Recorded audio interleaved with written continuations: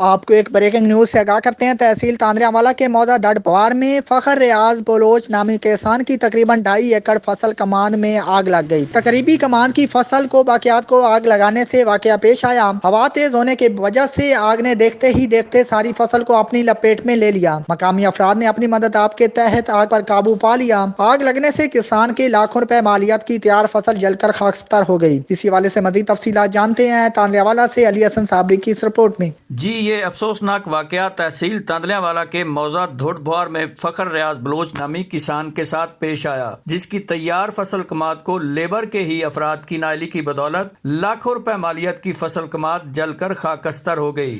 आग लगने का वाकया उस वक्त पेश आया जब काटी गई कमाद की फसल को उस तरफ से आग दी गई जिस तरफ हवा का रुख था। तेज हवा की वजह से आग ने तैयार फसल को देखते ही देखते अपनी लपेट में ले लिया। मकामी अफराद ने अपनी मदद आप के तहत आग पर काबू तो पाया, तहम ताखीर से पहुंचने वाले फायर ब्रिगेड के अमला ने बकिया फसल में लगी आग को बुझाया। जी।